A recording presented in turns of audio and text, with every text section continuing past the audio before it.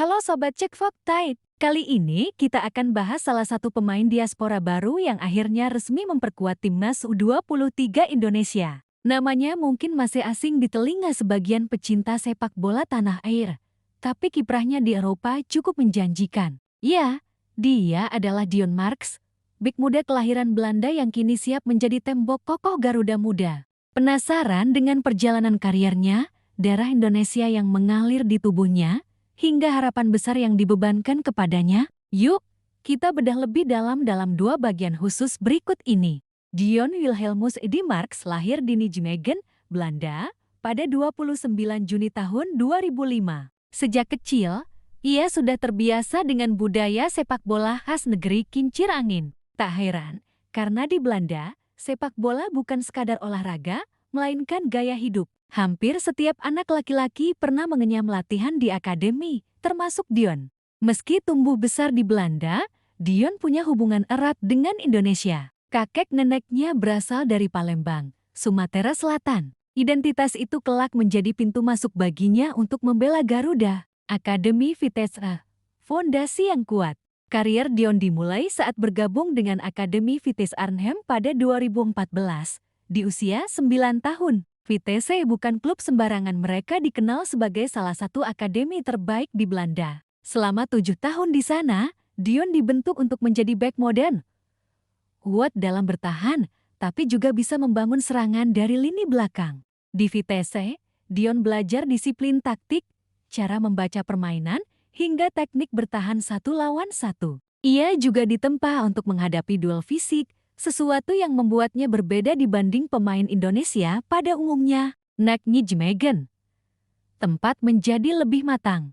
Pada 2021, Dion pindah ke Akademi NEC Nijmegen, kota kelahirannya. Bersama NEC, ia bermain di level U18 dan U21. Disinilah ia benar-benar matang. NEC memberi ruang bagi pemain muda untuk berkembang, dan Dion menjadi salah satunya. Ia dikenal sebagai bek yang tidak mudah panik, punya ketenangan saat menguasai bola, serta rajin melakukan passing vertikal untuk memulai serangan.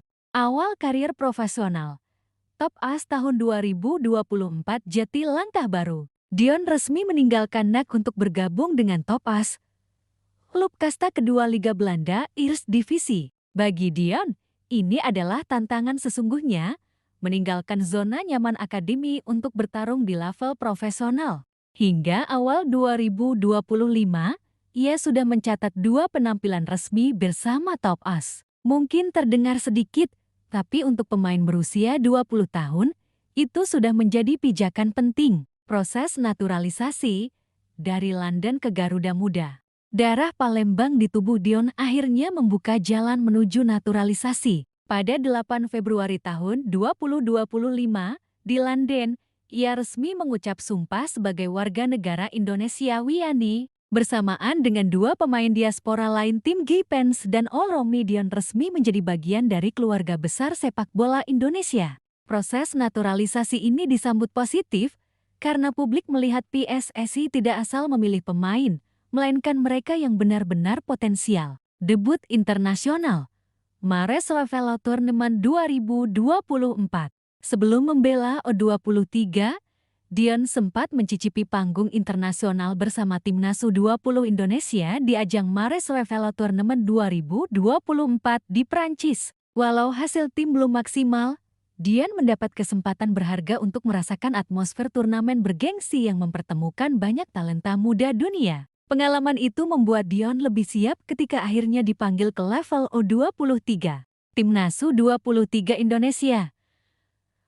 Kualifikasi Piala Asia U23 2026, pelatih Gerald van den Berg akhirnya memanggil Dion masuk skuad Garuda Muda. Indonesia tergabung di grup J bersama Korea Selatan, favorit grup, Laos, dan Macau. Jadwal pertandingan Indonesia di Stadion Gelora Delta, Sidoarjo, 3 September tahun 2025 vs Laos, 6 September tahun 2025 vs Macau, 9 September tahun 2025 vs Korea Selatan. Kehadiran Dion di lini belakang jadi harapan besar. Bersama pemain lain seperti Kakang Rudianto, Ferrari, dan Kadek Ariel, Lini pertahanan Indonesia diharapkan lebih kokoh menghadapi serangan lawan. Gaya bermain dan analisis Dion dikenal sebagai bek modern dengan ciri khas.